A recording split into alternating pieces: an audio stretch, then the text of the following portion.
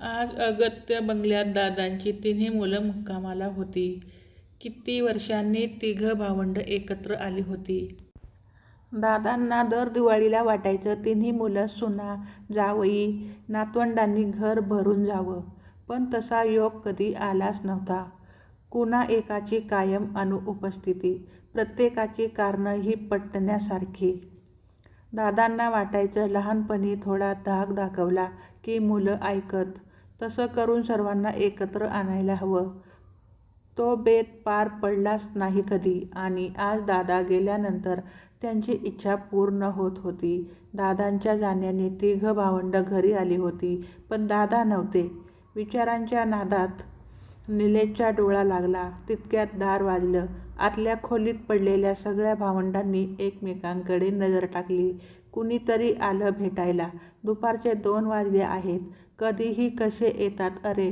हाक मारायला येणारे काय वेळ ठरवून येणार का? निलेश, तू जातोस बाहेर? आम्ही पडलो आहोत जरा म्हणून सांग.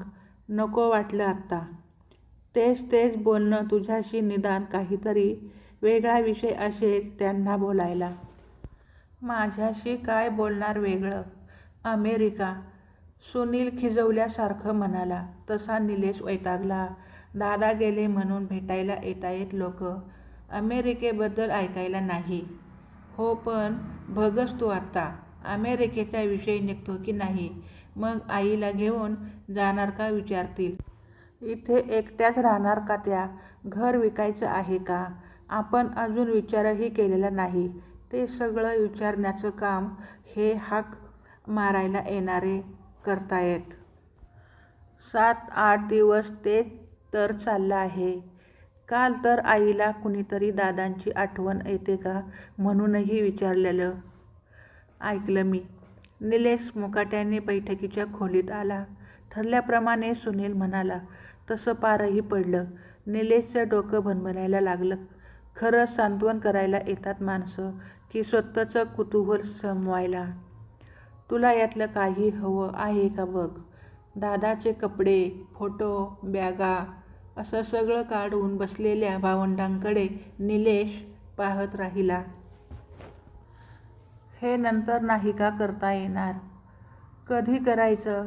तू जाशील निघून, मग कोण आवरणार? दादांच्या आजारपणात खूप रजा झाल्या आहेत. इतक्यात परत यायला नाही जमणार आमच्यापैकी कुणाला. अरे मग राहू दे की तसंच सगळं. जेव्हा केव्हा येऊ तेव्हा एकत्र भेटू आणि ठरवू शांतपणे. सुनील हसला. शांतपणे? अरे 2 वर्षांनी तू येतोयस इथे. ते 2-3 आठवड्यांसाठी इतकं वर्ष झाली. शांतपणाने कधी राहिला आहेस? दादांना बघायला यायला जमलं नाही तुला? पैसे पाठवून दिले की संपलं का सगळं? का पैशाचा उपयोग नाही झाला? दादांना भेटायला यायची इच्छा मारून मी पैसे पाठवले. इथे येण्या जाण्याचा खर्च करण्यापेक्षा दादांच्या उपचारांवर झाला तर ते या आजारपणातून वाचतील. ते बरे झाले की सावकाशीने भेटेन असा विचार केला. मी नुकताच येऊन गेलो होतो आणि लगेचच हे आजारपण आलं. म्हणून तसं आपणच ठरवलं ना. डायलिसिस, किडनी ट्रान्सप्लॅन्ट, सतत काहीतरी चालू होतं. ते काय फक्त तुमच्या पैशांनी शक्य होतं का? तुमचा भार कमी व्हावा ही देखील इच्छा होती माझी. पैसे दिले नसते तर तिथूनही म्हटलं असतं. अमेरिकेत राहूनही आईवडिलांसाठी खर्च करता येत नाही असं म्हटलं आहे का कुणी तुला? स्मिताचा आवाज चढला. म्हणायला कशाला हवं? आल्यापासून ऐकतो आहे ना. मी एव केलं की तेव केलं. तू होतीस म्हणून बरं.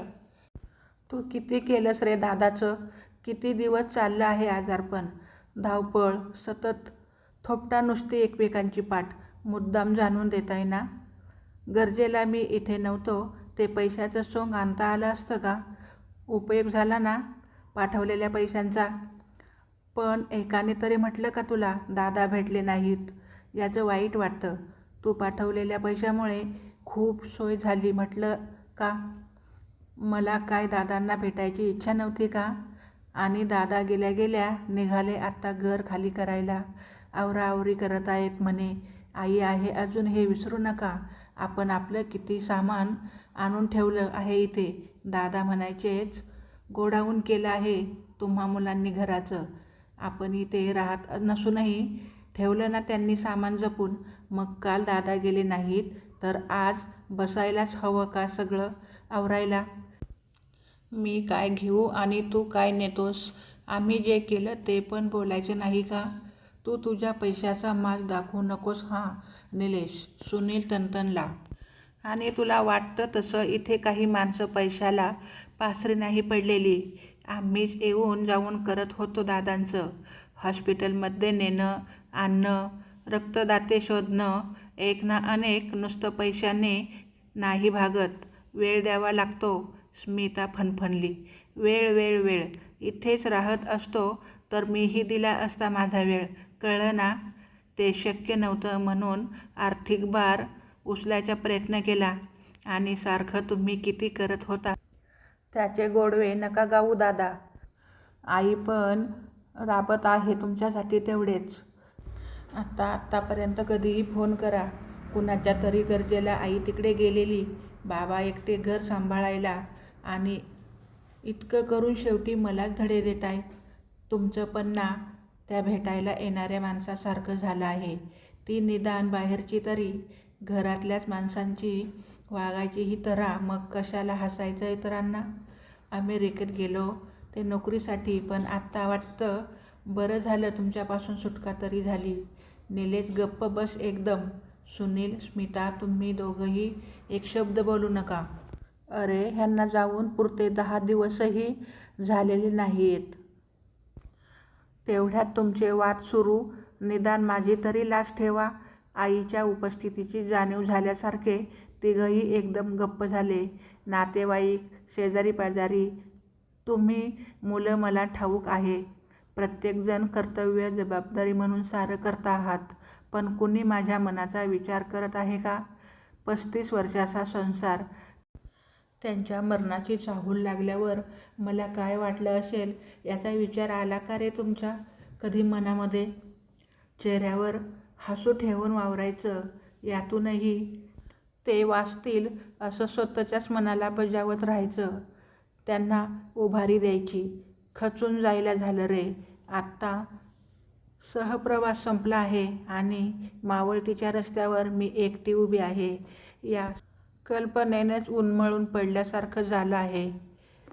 कटकटी, हेवेदावे, वाद नको आहे हे मला काहीही. आत्ता वाटतं आपण सर्वांनी एकत्र बसावं, ह्यांच्या आठवणी काढाव्यात. तुम्ही तिघं लहान असतानाच्या आठवणी जागवाव्यात. किती दंगा करायचात, धुडगूस असायचा नुसता घरात. दादा ओरडायचे पण त्या धुडगुसात सामीलही व्हायचे तुमच्याबरोबर. खेळायचे पत्त्यांचे डाव, बॅडमिंटन, गप्पांचे अड्डे हौशी होते. तुमचे दादा. मनात आलं की निघायचो आपण भटकंतीला. निलेश, सुनील तुम्ही निमित्त काढून स्मिताला हैराण करायचात, चिडवायचात, एकटं पाडायचात. मग दादा तिचे मित्र बनायचे, तिच्या बाजूने तुमच्याशी भांडायचे. तुमच्या प्रत्येकाच्या मनात असतील ना रे अशा आठवणी? मला वाटलं होतं कधी नव्हे ती माझी तिन्ही मुलं एकत्र आली आहेत. जुने दिवस आठवू, दादांच्या आठवणीत रमू. पण नाही. तुमचं सारं लक्ष काम संपवण्याकडे आणि एकमेकांची उणीधणी काढण्याकडे. मला ठाऊक आहे आत्ता माझं काय हाही विचार मनात घोळत असणार. तुमच्या दृष्टीने निर्णय लवकर घेणं भाग आहे. कारण निलेशला अमेरिकेत परतायचं आहे. स्मिता आणि सुनीलला मुंबई गाठायची आहे. हा विषय काढणार असाल तर आत्ताच सांगते, माझी काळजी करू नका. मी या घरातच राहणार आहे. झेपतं आहे तोपर्यंत. झेपेनासं झालं की मी स्वतःहून सांगेन. एवढ्या मोठ्या घराची माझ्याच्याने उस्तावार नाही होणार. विकलेलं बरं. छोटासा फ्लॅट घेईन. इथेच नाही त्यासाठी तुम्हाला काहीही करावं लागणार नाही. तुमचे दादा असतानाच आम्ही काही गोष्टी ठरवून टाकल्या होत्या. घर विकायचं तेही मी पाहीन. विकून येतील ते पैसे मी असेपर्यंत बँकेत राहतील. मला आजारपण आलं तर त्यासाठी वापरता येतील. उरले तर नंतर तुम्ही वाटण्या करालच. दादा गेल्या गेल्या जे सुरू झालं ते मी गेल्या गेल्या होईलच याची खात्री आहे मला. एका दमात बोलल्यामुळे त्या थांबल्या. तिघांनाही शरमल्यासारखं झालं. बराच वेळ कोणीच काही बोललं नाही. पण प्रत्येकाच्या मनात आता दादांच्या आठवणी पिंगा घालत होत्या. निलेश आईजवळ सरकला. हळूच तिच्या खांद्याभोवती हात घालून त्याने तिला जवळ ओढलं.